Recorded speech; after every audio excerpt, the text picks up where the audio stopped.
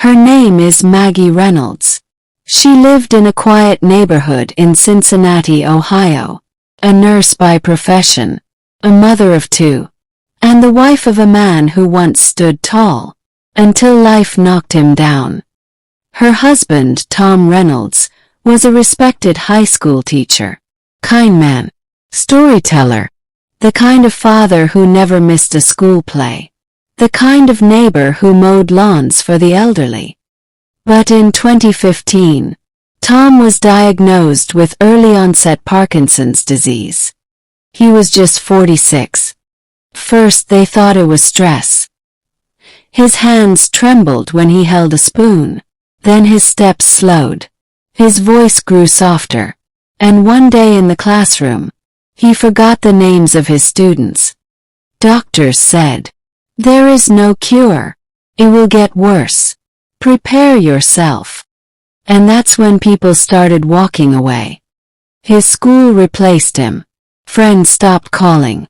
Even his siblings avoided visits, saying it was too hard to see him like that. Maggie stood in the middle of it all, holding two jobs, feeding her children, managing bills, and watching the love of her life disappear, bit by bit. Part 2, The Weight of Love. 600 to 1,200 words. There were nights Tom couldn't sleep. He'd wake up shaking, confused, sweating from night terrors. Maggie never left his side. She'd sit on the bathroom floor, hugging his trembling body, until he calmed down. She changed his clothes, helped him bathe, sometimes even fed him. Her hands did everything. Her heart carried the rest. People said, "You're wasting your youth, Maggie. You're still beautiful. Why throw your life away?" But Maggie only said one thing. "I didn't marry his health. I married his soul." She gave up dinner invites, vacations, weekends out, everything, so that Tom would never feel alone. The children noticed. At first, they were scared of their father's decline. But Maggie taught them. This is love. Not a fairy tale. Not always pretty. But real. Tom had bad days. Days he begged her to leave. "Go live your life, Mags," he whispered. "I don't want to be your burden." And every time she answered the same. "You are not my burden. You are my reason." One winter evening, Maggie fainted at the hospital during her shift. Exhaustion, malnutrition, stress, all catching up.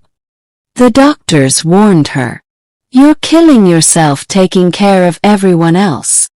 She looked up and said, "But who else will take care of him?" It was the lowest point, and yet she didn't stop. Instead, she changed how she loved him. She brought therapy home, installed voice assist tech for him, started a video diary, letting Tom speak on good days, capturing his smile before it faded again. One day her daughter found those videos and cried, "Mom, you've given up so much." But Maggie just smiled. "Not given up, sweetheart. Given to. There's a difference." And slowly, something changed.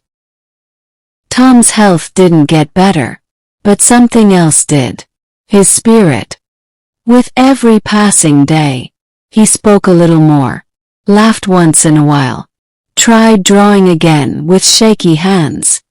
Maggie posted his drawings online, not for fame, just to remember who he was. People started noticing. Strangers sent messages. Veterans, widows, caregivers, all writing, "Thank you for showing us what love really means." The story spread. Local news picked it up. A short documentary followed. Suddenly, Maggie wasn't invisible anymore. She was seen. He was seen. And Tom found peace. Not because he was healed, but because someone refused to walk away. Tom passed away peacefully on a Sunday morning. Maggie was holding his hand, just like she had, every single day since the diagnosis. At the funeral, hundreds showed up. Students, neighbors, nurses, even strangers who followed their story online. They didn't talk about the disease. They talked about love, about loyalty, about a woman who redefined strength.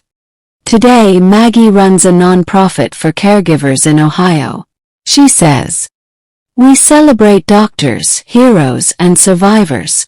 But let's not forget the ones who stay. The ones who sit in the dark and hold someone's hand until light returns." She never remarried, not because she couldn't, but because, in her words, "I already lived my greatest love story, and it was enough for this lifetime." End note. To anyone out there caring for someone who feels tired, invisible, unseen, this is your reminder. You are love in its purest form. Not loud, not flashy, but constant, brave, and beautiful.